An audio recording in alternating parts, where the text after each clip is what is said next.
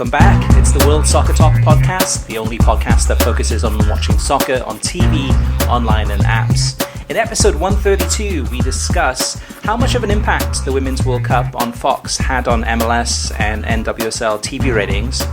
Man City launches their own OTT streaming service. NBC delivers another hammer blow to fans of Premier League clubs, plus letters from you, the listeners, in our Mailbag Section. My name is Christopher Harris, and I'm joined by my co-host Kartik Krishna. Kartik, we're in the dog days of summer. It's hot as hell out there. There is quite a lot of soccer on television. I know you've been busy with Miami FC and their run in the NPSL, and I've been busy because I'm getting ready to move. I'm going to be moving to Jacksonville, which is in North Florida, so I've been packing like crazy. So I haven't watched as many games as I normally do. How about you? What's your soccer watching been like? I tried to watch, I DVR'd the Portland-Orlando game on NWSL match on ESPN News. It was running concurrent with the Himmershey FC match, a club here in South Florida that I'm the vice president of and a co-owner of, that we were playing in the Super Cup. We had won the league postseason, the cup competition, if you will, in our league, and the team that we played had won the regular season, had won the points title. So we had a Super Cup. We won that match, but was running along the same side as the Portland-Orlando game. And the mistake I made is I get alerts for the Pride anyway on my phone. I had not turned my alerts off, so it was ding, ding, ding every 2 minutes because it was a 4-3 match, particularly in the second half. So I went back and watched that on ESPN News on the DVR, but fast-forwarded through everything, and because I knew when the goals were coming. And then I realized I've deleted it. I saw Portland won 4-3, and realized I probably should have watched more carefully for ESPN's coverage of NWSL, this being their first match that they're showing on ESPN News after the Women's World Cup. So the next time they show an air match, which is in the next few weeks, which is this week, I believe, I will pay more close attention to the actual coverage of it. There's an art in fast-forwarding soccer games. I mean, probably some of the listeners can attest to this in terms of how fast to do. I mean, if you don't know what the actual score is or who scored, and you're short on time and you need to fast forward a little bit just to get through the game, and try to fast forward where you're fast forwarding the action, but if it gets close to the goal, maybe you slow it down a little bit, or maybe you pause it and press play again.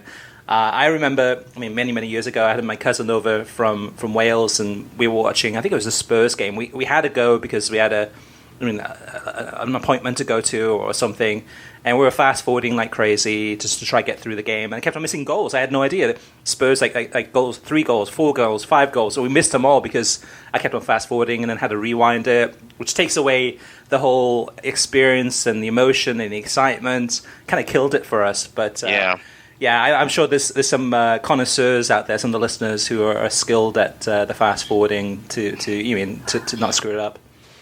Yeah, with the MyCujo platform, we've made it almost too easy. And we were talking this up during the last Miami FC broadcast against Chattanooga. That there are bookmarks on the thing on MyCujo, which is of course a soccer platform or football platform exclusively, that you could actually just scroll to the. If you're watching on a computer, if you're watching on a TV, then fast forward to a bookmark on the bottom, which tells you where the goal was, where the card was, what incidents in the match.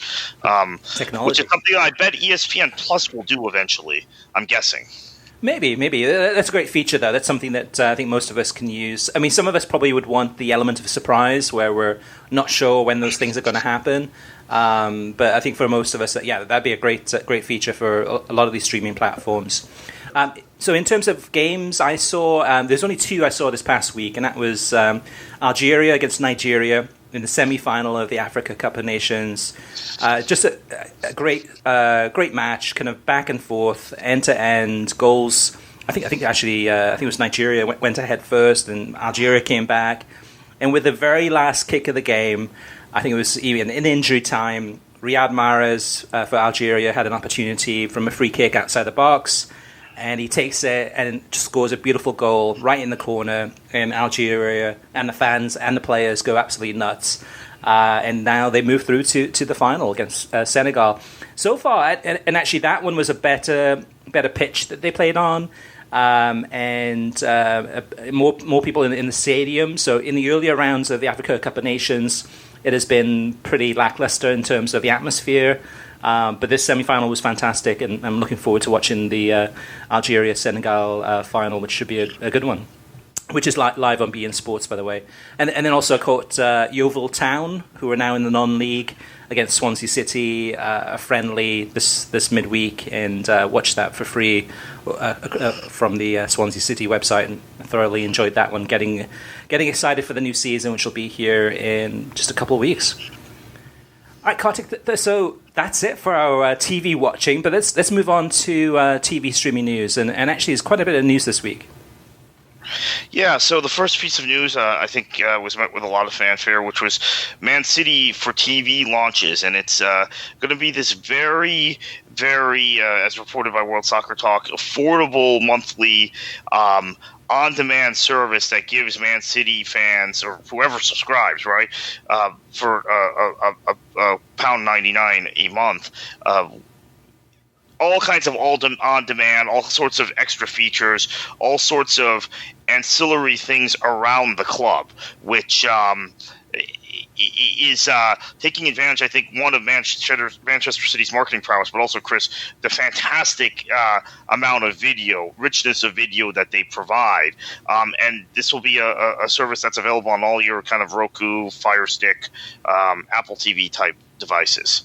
Yeah, it's a smart move because Manchester City, in terms of the player base, I mean, the players, it has a global appeal. I mean, you've got Brazilians, you've got, people from around the world in terms of players. You've got Belgians, and you name it. So globally, it's a great way for Manchester City to have programming. So some of it's going to be full match replays. Obviously, it's going to be a delay. They're not going to be able to show it usually within the first 48 hours. There will be a delay.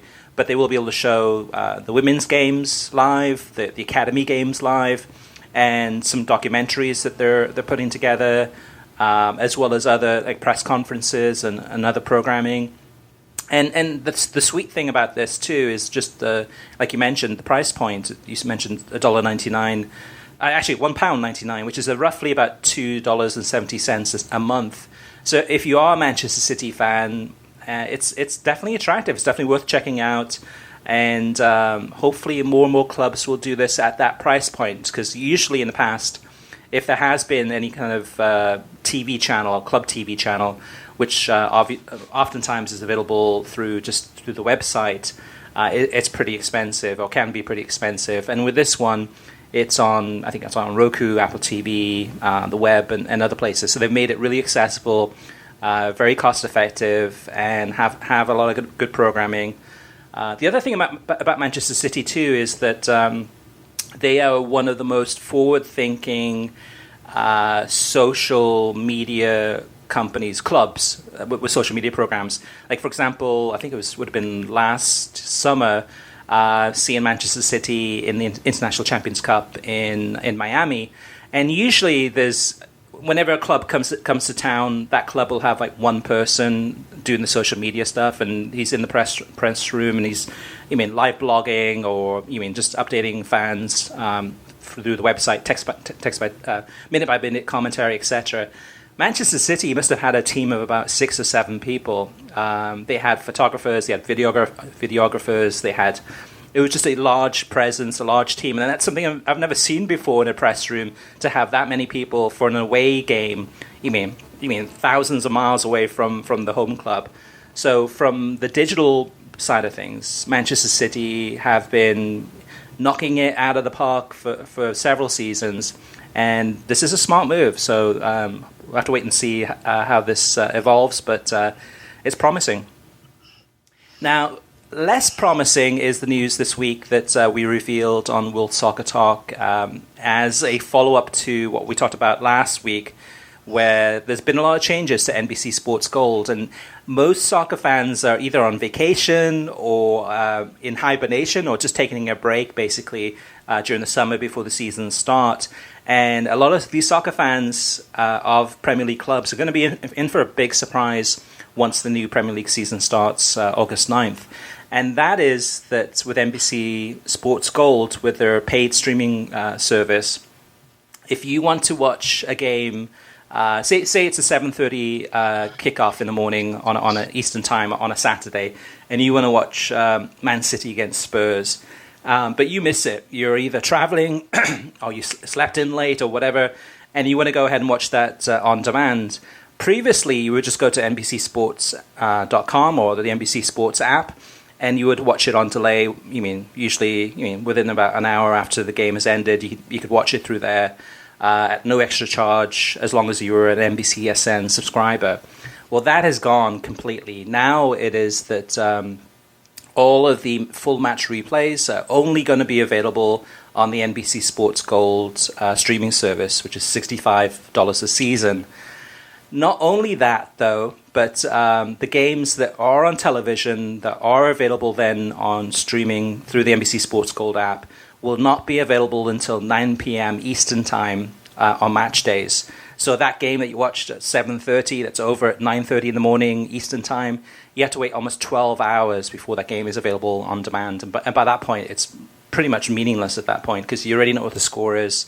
You've probably seen the highlights, and that full match replay has little to no really purpose, really. So it's and then the other thing, even for the games that you subscribe to through the NBC Sports Gold app, the ones that are streaming, say the 10 o'clock Eastern games, those for the season coming up now are not going to be available on demand until 4 hours after the game has ended. So NBC is making it harder to watch the Premier League. They're putting up obstacles and restrictions and barriers to make it harder to watch, and at the same time asking for more money, a 30% increase on the price. Kartik, I've heard from several people this week and this actually last 2 weeks that enough's enough, and they're going to start watching more of other leagues. They're going to start watching more of Serie A, watching more of the Championship, or looking for other leagues to watch, because NBC is making it harder to watch the Premier League. What's your take? Do you think that this would happen, or does the Premier League have such a pull that these fans will end up watching the Premier League anyway? I don't know, because I think that American fans in particular have, I've been pretty outspoken on this. It bothers me how kind of myopic they are about the Premier League versus other leagues. A lot of Premier League fans in the U.S. that they just look down upon other leagues. They don't really want to consider other leagues. If a Premier League team wins in Europe, it's because the Premier League's better. If a Premier League team loses in Europe, it's because they're in a more competitive league and have to play a tougher game at the weekend, and the Bundesliga team or Serie A team did not. So I don't know. I've even if people say, hey, we're not happy with what NBC's doing, I just have this feeling that they're so drawn to that league and to the propaganda that league has put out for years, which gets routinely mocked on shows like the Guardian podcast, but is out there and has been particularly effective in the United States, plus NBC's superior coverage of that league for the first 6 years of their two rights cycles, that they may say that, they may huff and puff, but they may not actually do that. I think the attachment to the Premier League is probably too great. But it'd be great to see some more diversity in thought and in football viewing for a lot of fans in the U.S. I would welcome if they watch more of the Championship, or if they watch more of Serie A or Bundesliga or La Liga or whatever league it is, or even Major League Soccer, which is much more accessible via ESPN Plus than it was in the MLS Live days. So let's see.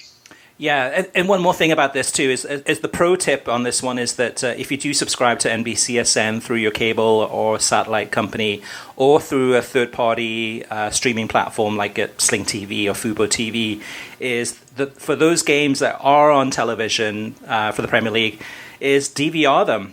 Record them, and even if you're not sure whether or not you're going to be able to watch it, or you think you're going to be able to watch it, DVR it, because that way that's the only way that you can guarantee that if you do miss a match, you can actually watch it a little bit later, rather than having to wait until 9 o'clock Eastern time, which is absolutely ridiculous. Let me ask you this, Chris, before we move on. Do you think NBC is trying to force more money where they can recoup some of the rights fee for this package by doing these sorts of things, or is this just a natural evolution in what we would see in terms of giving price point and on-demand type programming? Because I'm quite honestly, I've been confused by these moves the last few weeks. I think it's a little bit of both, because I'm sure there's bean counters within NBCSN, or bean counters, or maybe there's people in charge of the digital side of things in terms of the streaming platforms. And then there's other executives that are kind of just focused on the revenue that they're generating and looking at how much they're spending, which is almost $1 billion for the rights to this over a period of 6 years. So it's a combination of that. I think it's probably some pressure. There's definitely pressure on them to figure out are there different ways that we can increase the revenue to try to break even with the money that they're spending on the Premier League. They're probably losing money in terms of the advertising coming in and any dollars coming in from streaming, etc., as well as subscription fees from the TV distributors too. So I think it's a combination. So it's one thing that they're focused on trying to break even, which there's nothing wrong with that. And at the same time, the digital side of things, I don't think they completely understand the mindset of soccer fans and what their needs are and how they actually consume the league and their favorite club and everything that they go through. So I think it's one of those things where they think, okay, this is no big deal. We can make the games available at 9 o'clock Eastern. They still have access to it. And they can wait a little bit longer and watch the game overnight, whatever, which completely flies in the window of reality of most soccer fans who are diehard fans of a Premier League club are going to look at this and go, this is absolutely ridiculous. This is not easy. This is not a benefit to me, the consumer. This is actually, if anything, making it harder for me to figure out which service to subscribe to. It's more confusing, and which is a good fit for me. And I'm sure, too, with NBCSN, they're probably like, hey, Comcast acquired Sky Sports. They've got all this great content. Let's go ahead and take a lot of this content and add it to the NBC Sports Gold, and then make this into a bigger product, and let's charge 30% more. People are going to love it. So I think it's a little bit of that. They just don't understand what the soccer fans are looking for and what they're wanting, and at the same time, they're trying to figure out ways to make money. And it's not easy. I'm sure within NBC there's a lot of pressure to generate more revenue, because the viewership has increased slightly. I think it's about 457,000 on average viewers for a Premier League match from last season, which was an increase from about 444,000 the season before. So it's inching up. It's not breaking into the millions, where the average viewership is over 1 million, and now more money is coming in from advertisers and sponsors.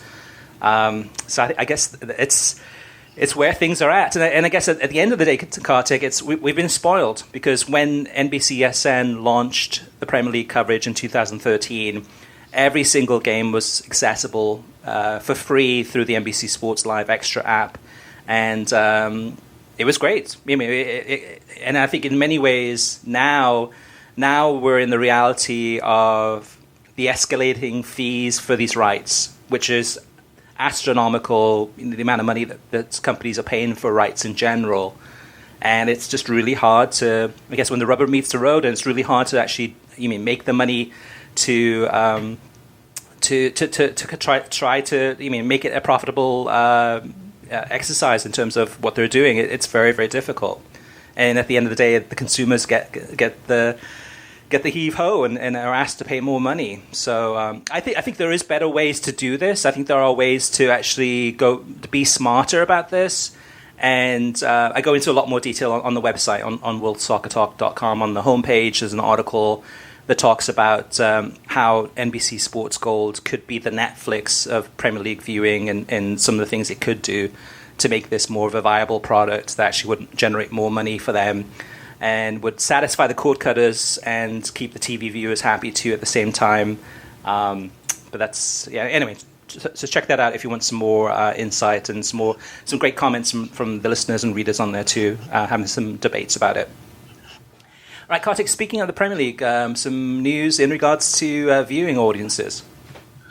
Yeah, so the Premier League reached a global audience of 3.2 billion during the 2018-19 season, that's last season, a 6% increase on the previous campaign, boosted by new free-to-air coverage in countries including Brazil and South Africa. So that always helps. That is something, of course, that you still do not have, and probably will never have in the United Kingdom itself, is free-to-air coverage of the Premier League. Yeah, although with the Cricket World Cup, there's definitely been a lot of pressure on... A lot of it's on the politicians and people asking the politicians... Actually, reporters like Dan Roan ask some of the politicians, like, you mean, what can be done to try to get free-to-air access for a lot of these games? But then at the end of the day, you mean, again, it comes back to money. It comes back to revenue. If the Premier League can generate more money in rights fees from Sky Sports, why should it go to a free-to-air BBC or ITV and for less money? And yes, it helps accessibility in terms of making the league more available to more TV viewers nationwide, but that does not help in the UK. But the UK is very different, though, too, especially with a lot of those. I mean, all the games being played within that country. So 2 more quick items before we move on to TV ratings. Let me just run through these. This Saturday, July 20th, is going to mark the launch of a brand new sports soccer channel. It's one that you're very familiar with, which is the Univision Deportes Network. It's going to be renamed TUDN, and so it's TUDN, and it's launching this Saturday. So it's they're going to start with the new logo, the new name, but all the games that you're used to watching on Univision Deportes Network, such as Liga MX, which begins the new season begins this weekend, begins Friday. On Saturday, the channel will be TUDN. All right, and then last but not least, Turner Sports has announced that Kevin Egan will call TNT's broadcasts of Liverpool's pre-season games in the US with Charlie Davis as the co-commentator. And this could be a big hint, Kartik. I know that Kevin Egan, we reported this on World Soccer Talk. He moved from beIN Sports to Atlanta, and this could be a good opportunity for him to showcase what his talent and what he can do, which could potentially lead to maybe a longer-term contract with TNT and get more involved there. We've seen him; he can do the presenter role, he can do commentating, he can be an analyst, he can be a sideline reporter. So there's certainly a few ways that Turner could utilize his great skills if they want to. Yeah, I think he's one of the best in the business, and this is a great opportunity for him. Borussia Dortmund, Liverpool is Friday this week, so first opportunity for him, and then I believe there's a match the following Saturday against Sporting, correct, on TNT? I think so, yeah. I think the only one that's not televised is the game against Sevilla, the friendly, and that one is on BR Live. So, so Liverpool fans, definitely check that out, and fans in general. If you're not familiar with Kevin Egan, it's a good opportunity. And then TV ratings, Kartik, we don't have a lot to go through, but these 3 are very important ones because, the Women's World Cup is over. I mean, we enjoyed it thoroughly. Of course, we all know who won. But what impact did that have on the viewership? So, massive tournament on Fox, on FS1, etc., and going into the first week of programming after that, was there a sizable bump in the number of viewers? Well, the 3 games that we have to look at in terms of answering that question, one was Seattle against Atlanta on ESPN on Sunday. And those 2 teams, I don't think there's any question about it, are the 2 most popular teams in the United States for Major League Soccer. These are teams that are attractive to watch, have fantastic fan bases. And this game was on ESPN, which is the flagship network, and definitely on a Sunday during prime time is great visibility there. That one had 452,000 viewers, which is fantastic. A fantastic number for Major League Soccer and for Seattle and Atlanta. Then you have FS1, who even before the Women's World Cup started, we've been talking about how the viewership on that network for Major League Soccer games has been slipping downwards, has been... For whatever reason, whether it's the talent, whether it's the timing, whether it's the coverage, whatever it is, the viewership for FS1 games for MLS have been poor. And here we have another familiar story, Kartik. We have a New York derby. You mean the Red Bulls against NYCFC on a Sunday, which Major League Soccer headquarters must be thinking, okay, great, this is one of the biggest TV markets in the country, New York, and let's blow this out of the water. Let's have some big numbers here. 156,000 viewers. And for you and me, Kartik, that's no surprise, just in terms of just how poor, how lack of relevancy there has been about the New York teams nationally. Very people seem to care about those two teams. And then last but not least, I want to get your take on this, Kartik. Portland Thorns against Orlando Pride. Record-breaking numbers on Spanish-language television for the Women's World Cup final. Approximately about 14 million for the game itself. And then we have the first really big featured NWSL game, Portland Thorns against Orlando Pride, on ESPN News on Sunday, and that one had 77,000 viewers. So, Kartik, how do you read that one? Yeah, that's with not that much promotion, but at the same time coming off the Women's World Cup.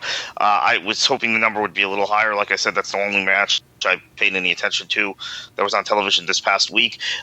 However, that was a match without Lindsey Horan, Tobin Heath, Alex Morgan, Ali Krieger. So you did not have the U.S. bump. You did have Christy Sinclair making her return from the Canadian national team to Portland, and Marta making her return from the Brazilian national team to Orlando. So you still had some big Women's World Cup names, maybe two of the bigger non-U.S. names in that Women's World Cup.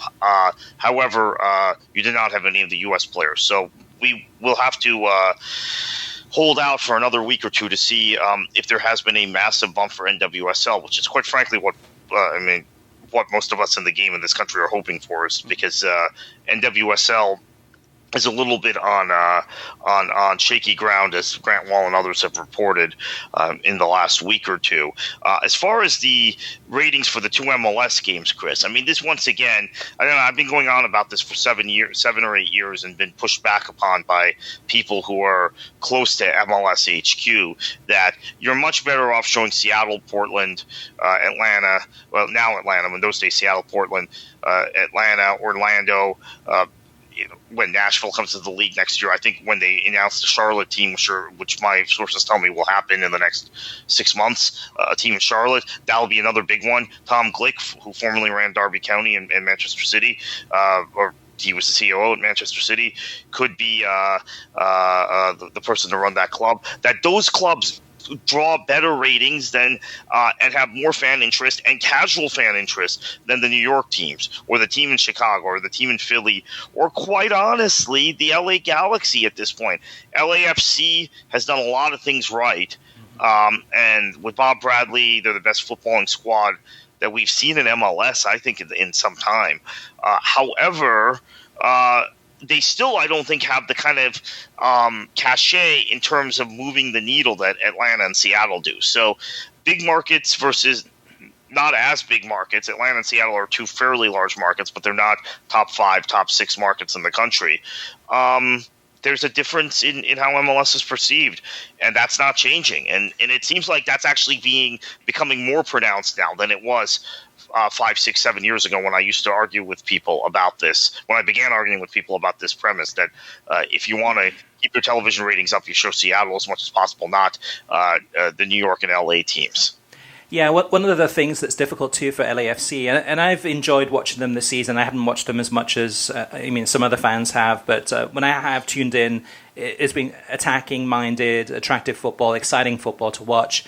The challenge is that with the time zone, though, so if you want to get a really big crowd watching, a big TV audience watching, say, LAFC against Atlanta United or something like that, and the game is being played in California, and you're probably not going to get a 7 o'clock or 7:30 Eastern Time kickoff. It's probably going to be like the game Friday, which is the LA Galaxy LAFC game, which I think is going to start at 10:30 or 11 o'clock at night Eastern Time. So you're cutting out the East Coast audience that are probably, most of them are probably not going to stay up that late to watch a game that's going to be over around about midnight or 1 o'clock in the morning Eastern Time. But yeah, it's unfortunately the same old story with Major League Soccer in terms of and this partly goes back to Fox, but it's probably more of an MLS thing, is that they're not able to go ahead and transfer that audience from the Women's World Cup and all of the excitement and all of the promos and plugs and even talking about Major League Soccer and the ads and stuff like that. I mean, the week after, the viewing numbers are the same. It's no difference there. And it's a similar challenge to NWSL too. NWSL was the opposite. There was very little to no promotion of NWSL during the Women's World Cup, other than if it would be one of the analysts talking about it or mentioning. You mean whether it's Heather O'Reilly or somebody else talking about NWSL. Or, I played against her, etc., etc. And even with the victory parade too, you would have expected. You mean somebody from NWSL to be on the podium to talk about the league and encouraging fans to watch it. As of right now, it seems to be up to the players to talk about it, or the fans to hold up little signs and banners saying, "Hey, I love NWSL," which doesn't help at this time, at this stage. Really, what you need with NWSL, massive investment. You need massive investors to come in to say, hey, we're going to make this into something. We're going to pour millions into this to make this work. We know that there is an appetite for women's soccer. And it's almost like going back to the NASL days, Kartik, where you had a Team USA playing in the old NASL. I'm not sure that would work in these days. In some ways, it would work if you had a Team USA women's team that performed in league, that played against Orlando and Portland and these other teams. But then you're diluting the actual quality and strength of the others. But it's almost like kind of the early stages of American soccer on the men's side is where we're at with the women, except that they're the world champions, but seems to have very little relevance over the club game. It's a mess. All right, let's move on to listener mailbag. First up is Tim Keane. He says, just read your article on the new Premier League pass. At first glance, it's really not what I want. But then I thought a little bit more about it, and maybe it is. I'm a Watford supporter, so only really get to see the games against the Big Six on NBC. Unfortunately, Watford have a terrible record against the Big Six, so I end up being disappointed and turning off the TV early in frustration. In reality, most of the Watford games are not televised, so I may be better off subscribing to the lesser service, which is the $30 a season, and seeing most of their games. I would not miss the bumper programming, as they always focus on the big teams with hardly a mention of their opponent. The downside is that you have to watch it live with no on-demand, but since I'm on the West Coast, the 7 a.m. hour is normally okay. So some good points there for fans of teams outside of the Big Six, and you might be, if you can get to watch games live at $30 a season, that works. But the challenge is how many of us can actually watch games live these days in our busy lives. John Average Geek says the Red Bulls New York NYCFC game advertised a starting kickoff time of 6:30 Eastern Time. Now it's past 6:45 and still not kicked off. Can Major League Soccer and its media partners start games at the top or bottom of the hour or on time? European leagues start at the time listed. And this is something, Kartik, I don't know if this is true of other American sports, but this is something that Fox and a lot of it's the U.S. games, the U.S. men's national team games, is that they'll list the time. Fox has been guilty of this too, or even with Major League Soccer games. They'll list the time. You can join us at whatever time it is for the game. The game doesn't start off for another half an hour to an hour later, trying to suck you in to watch the pre-game coverage and to boost the TV ratings and give you an opportunity or give you a reason why to watch the pre-game. Is this something that happens in other American sports, or is this kind of a MLS USSF thing, Kartik? I don't know. I don't know if it happens in other American sports. I assume it does, but it's quite a strange thing. I mean, we've had some. I know when I was at the NASL, we had internal discussions about this, that we were annoyed that there was a team in our league that was doing the same thing, that was starting the television broadcast. They would publish a start time, give it to us at the league. Of course, we were kind of more Eurocentric than MLS tends to be, but our commissioner David Downs was annoyed that they would kick off the match at 7:45 when it was scheduled for 7:30, and we thought maybe 5 to 7 minutes was allowable, right? But not 15 minutes. So there was a big difference in how we thought, okay, fans who watch the Premier League, and that was the guide for us, right? If a published start time is 3 p.m. BST or 10 a.m. Eastern Time, the kickoff is at 10 a.m. Eastern Time. Okay, maybe based on the U.S. culture, you advertise 7:30 p.m. kickoff, and people are funneling in, and the game kicks off at 7:35 or 7:37, no later than 7:37. But 7:45 is 7:50, which was the case with this one team, we thought was terrible, and we made them change it. Now, I've noticed with U.S. men's national team games, U.S. women's national team matches, and MLS matches on Fox in particular, this is what happens. And actually, there was a game on ESPN recently, a women's national team match, prior in the run-up to the World Cup, that I want to say was advertised at 7:30 and started at like 7:52 or something like that was kickoff, and we heard a lot of Ian Dark pregame. So if I'm recalling this correctly, so I guess this might be an American sports thing, but I think they take it to an excess with U.S. soccer and MLS and. To me, it's a bait and switch, and it shows a lack of respect for the viewer, which is in this case a soccer fan, trying to suck them into watching the game earlier. And I mean, if the pre-game coverage is good enough, you're going to tune in to watch it early anyway. And this is really misleading. And this is something that's been going on for a long, long time. Andrew Das from the New York Times is probably one of the most well-known people for posting the actual kickoff times of games on Twitter. We'll say, okay, this game is supposed to start at 7:30. The actual kickoff time is 8:15 or whatever it may be. And it's become a running joke because people ask him, like, hey, what is the actual kickoff time? But to me, it's a bait and switch. That's all it is. Paul Jakiewicz says, when it comes to the World Cup final in the Women's World Cup, it was obvious to me that the Netherlands were scared of the US attack and took a very defensive approach and then hoped to score on the counter. Once the US scored on the penalty, the Dutch had no choice but to attack, which opened things up for the US. Anthony Bello says, hi guys, as a fan of every sport out there, I don't get the negativity when it comes to VAR.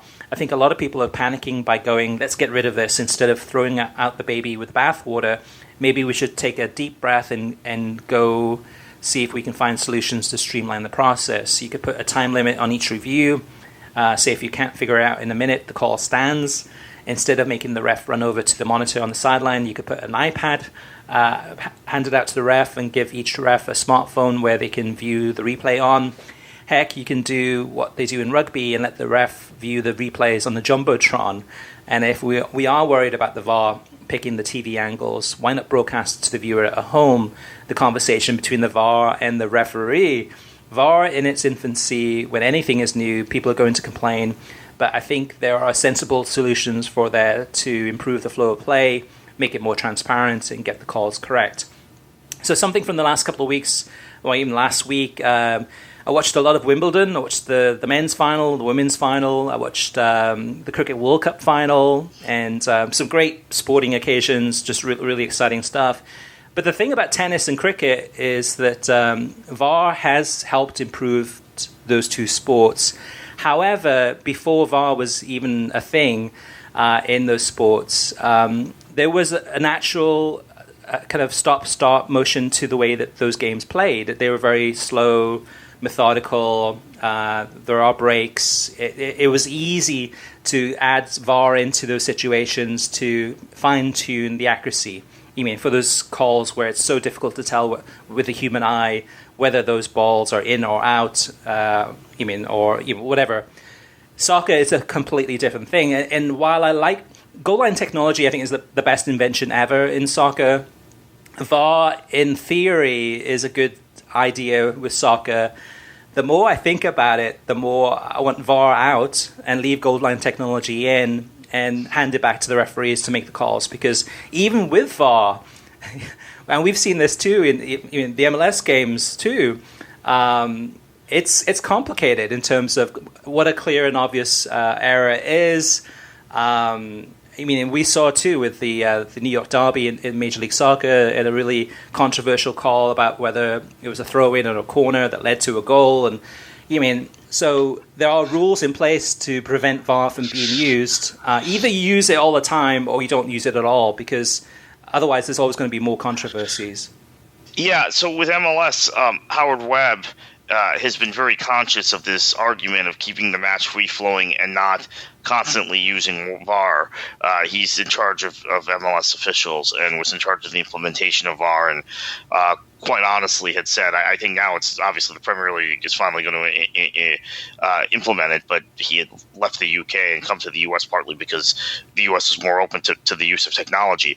But he still is very reluctant. There were circumstances where even if there is some doubt, it can't be used because he wants the game to move on. I didn't watch the tennis or the cricket, so I can't really speak to this as you can, Chris, but those are sports with lots of natural stoppages. Cricket's a very slow game. Mm-hmm. Tennis is actually a pretty slow game too, relative to football, relative to soccer. So I don't know that those are great examples. Now, the one thing you can take from tennis is Hawkeye, which was quick and instantaneous. Yeah. Was then applied to goal line technology, pioneered by the Premier League and now in a number of different leagues. So I think that's fine. Now, not having VAR though is a drawback in certain leagues. So those of you who may have watched my commentary of the Miami FC Chattanooga game, we had a record number of viewers for one of our streams, but of course it's because Chattanooga's one of the most popular teams outside of MLS, and the game was here in South Florida, so a lot of Chattanooga fans were watching. But we had Chattanooga's goal chalked off after a 2-minute discussion between the center referee and the AR, the lines person. And the center referee, she had initially indicated it was a goal. The linesman or AR's flag, his flag had not gone up. They went and conferred and finally chalked off the goal after a 2-minute conversation without VAR. And what we found out from the center ref after the match was the determination was made because a player interfered with play. Now, this is something that goes back to the VAR at the Women's World Cup. A player interfered with play that was not the goal scorer, but a Chattanooga player who was in an offside position. She had to confer with her AR to make this decision. We had it all wrong on air. I'll admit this. But at the same time, they still got the call right when we went back and looked at the replay after, without VAR. So it can still be done without VAR. However, the thing that was annoying was this was a 2-minute stoppage without VAR. So I guess I'm making a case for VAR and against VAR in the same discussion. The point being, it's a very difficult gray area. These calls can still be made correctly, but sometimes it takes some time, and having VAR is an additional tool. However, I do think that the whole offside rule has to be clarified by IFAB and FIFA because the determination here was the player interfered with play, the Chattanooga player. I agree with that interpretation. However, based on that same interpretation, I believe, and I know I've gone on for this about this for a month, Chris, so I'm sorry, but the Sam Kerr goal or the own goal by Brazil against Australia should not have stood in the Women's World Cup, and the goal which Carly Lloyd interfered with, I think pretty clearly, the Tobin Heath goal, or own goal, I guess it got ruled as U.S.-Sweden, should not have stood either. So I don't understand how they're interpreting passive offsides and interference with play anymore, but in any event, there was a conference here and they got the call right, in my opinion. So we know that this upcoming season for, the European leagues is going to be, I was going to say a blank storm. You can imagine what the word is, but it's going to be a mess because you have different leagues adapting VAR technology in different ways. So the rules of VAR being used in the Bundesliga are different than Major League Soccer, which is different than the Premier League, which is going to be starting using VAR this season, which is different than Serie A, which I think League 1 also has it. So that's the thing about soccer, is that in terms of the way that the rules are enforced, they're enforced the same way, so that you watch any game from around the world, it's the same game for the most part, unless it's college or some strange kind of. But for the most part, 99% of it is the same. With VAR, for the viewer who's watching leagues and games from around the world, it's different rules applied in different circumstances. So it almost needs to be that, FIFA needs to step in to say, okay, right, this is how VAR is going to be implemented. Here's how it should be done, which is a whole other mess in itself. In terms of, a lot of these leagues have the technology in place, and probably some of the leagues, the Bundesliga probably thinks that they have the best VAR technology in the way that it works there. It's probably better than other countries, so that you'd have even infighting to decide which technology and which way it should be implemented.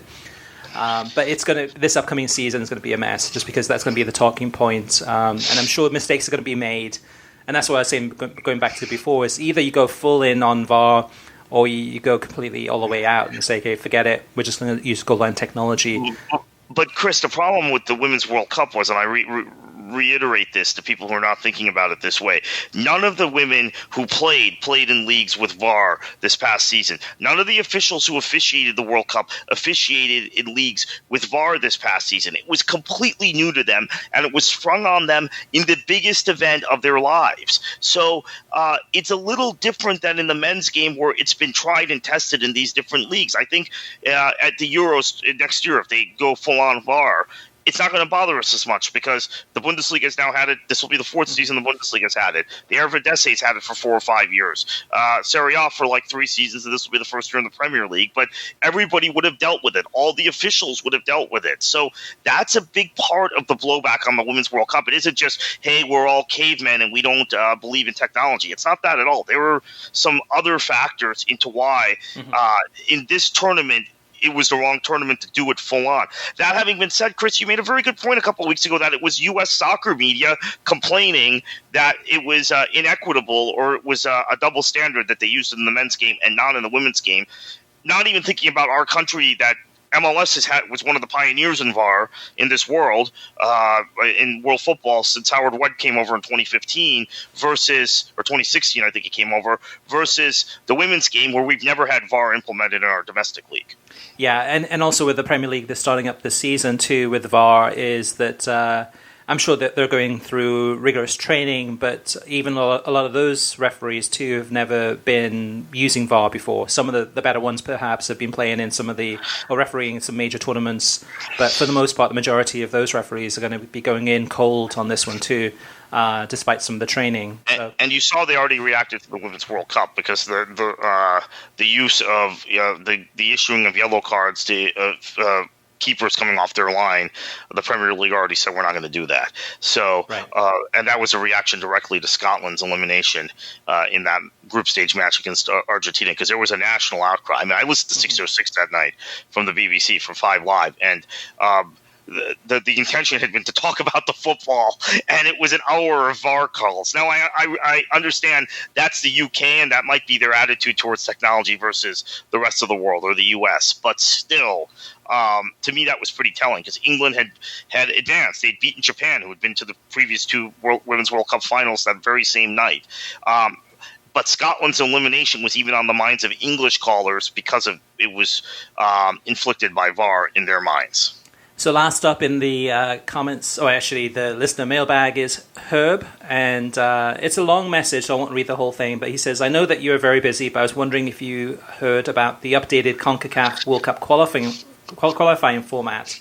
The Hex is going to automatically grant the top 6 teams according to the FIFA rankings, and there'll be a mini tournament among the rest. The top 3 in the Hex qualify for the World Cup, while the 4th placed Hex team will play the mini tournament winner, and the winner of that series will play in inter-playoffs with a CONMEBOL team, most likely.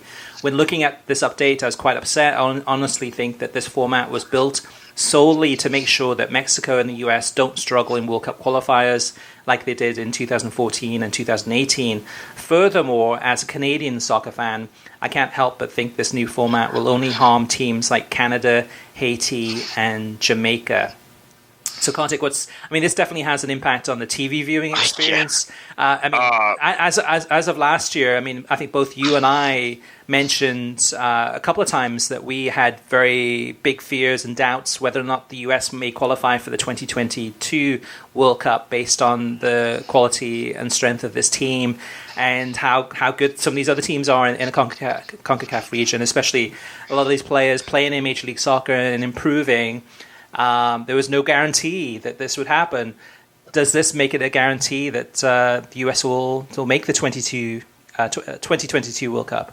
Certainly makes it much easier for them. I completely agree with Herb. I think this is an absolutely ridiculous format that a lot of people in the last week and a half have believed they will have to change. Now, they don't have much time to change it, but it's hugely unfair on the nations outside the top six. Herb, you mentioned 2014 and 2018, Mexico almost not qualifying, and then the U.S. not qualifying. I'll even go back to 2010 at the subgroup stage, the sub-hex stage, where Mexico got through on goal difference over Jamaica, and they end up qualifying for, obviously, no one even remembers that in the sub-hex stage, the previous round, Canada was actually in that group and finished last, but Honduras won the group. Mexico and Jamaica finished level on points, and Mexico went through on goal difference. And if I remember correctly, there was a hurricane that went through Jamaica during that sub-qualifying, which affected when they played their home qualifiers. Quite frankly, and then the U.S. actually struggled in the sub-qualifier for 2018 before they were knocked out in the hex. They needed to beat Trinidad and Tobago in the final match in Jacksonville to get through. So, CONCACAF is eliminating the possibility, even though the U.S. and Mexico have not been eliminated at that stage, they have been close to being eliminated at that stage. As I said, Mexico got through on goal difference once. Everyone forgets it because then they made the World Cup easily, and then they got to the round of 16 like they always do in the World Cup in 2010. This is a complete sham. I cannot stress enough, and I'm not the only one out there that really is disappointed by this. It's hugely unfair on Canada. It's hugely unfair on Haiti. It's hugely unfair on Curacao. Those three nations in particular, who I think, with the way that those three have played in the last year and a half, are emerging as potential countries that could get into the hex and play through the qualifying, get into the hex, and potentially grab third or fourth in the hex. Now, as far as Jamaica is concerned, as of now, again, I don't know how these FIFA World Rankings are going to shake out in a year. As of now, they'd still be in that top six. They are in the top six, I should say. So they might be okay. But I think the three countries really screwed, I have to use that term, by this ridiculous qualifying formula, which I don't think any other confederation would try, by the way. It's so audacious, is Canada, Curacao, and Haiti. And additionally, Chris, you have to think about the commercial side of this.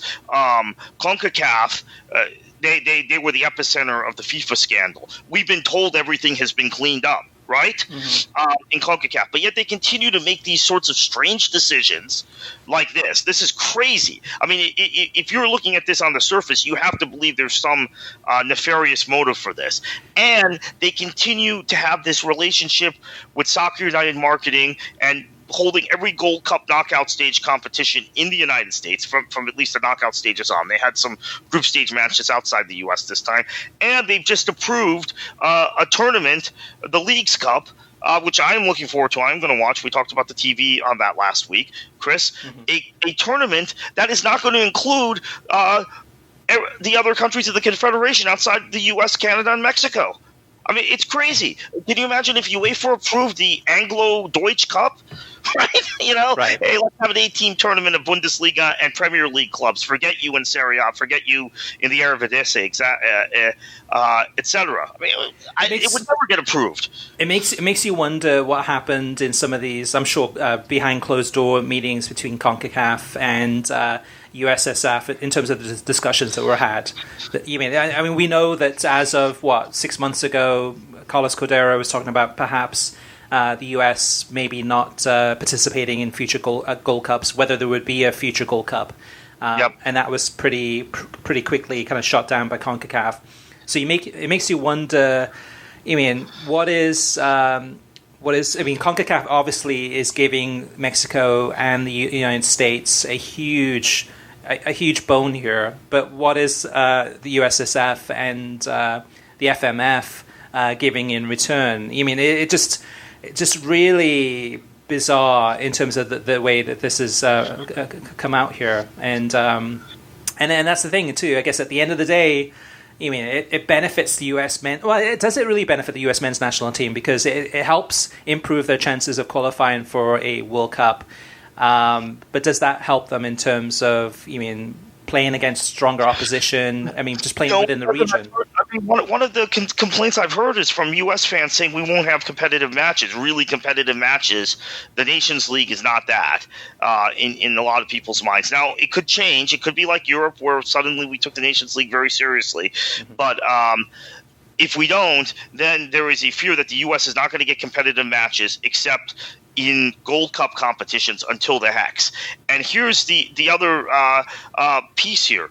Cordero, in saying the U.S. may not participate in future Gold Cups, also talked about having this joint Copa America tournament, which CONMEBOL said no thank you to. Yeah. So essentially, the U.S. and Mexico are in this position where they're not going to get competitive matches. Sure, they'll be able to have more cash grab friendlies, but they're just not going to get the level of match or the level of tournament that they need going into a World Cup, especially now that qualifying has been made, at least in theory, significantly easier, and not just in theory, but it is significantly fewer pressure competitive matches now than you would otherwise. Well, the other thing too about this in terms of the FIFA rankings is that, and I can't think of the example right this second, but I know that in the past countries have looked at ways of, juicing up their rankings, is playing games against certain types of levels of teams to help improve their rankings. Wales is the classic example of this, Chris. Sorry to cut you off, but Wales is the classic example of this.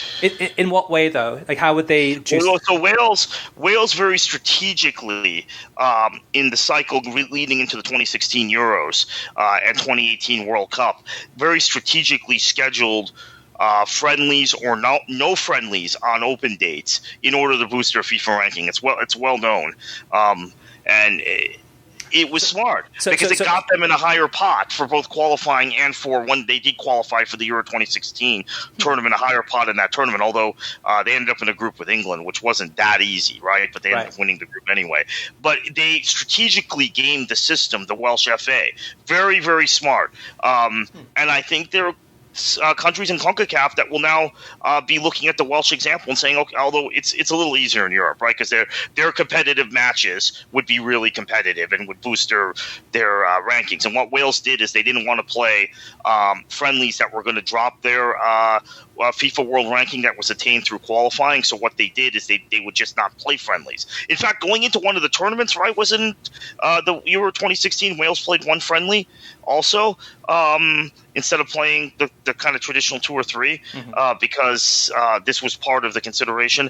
Point being, now I think CONCACAF countries will be looking at those sorts of examples and gaming the system, and someone will game it well enough to get into that top 6 and not have to and be in the Hex. Yeah, that's my prediction. Yeah. And for countries like Wales or other countries, you could have behind closed door games against. You could have training camps and say, okay, we're just going to focus. That's what they did, Wales. Right. Yeah, that's how they did it, and that was smart, and they were fine in the tournament, right? But they had essentially cut out the friendlies, played. Now I'm remembering exactly what it was. Wales did not. They played nothing but competitive matches except for 1 or 2 friendlies. So the friendlies have some sort of point quotient that weaken your total, right?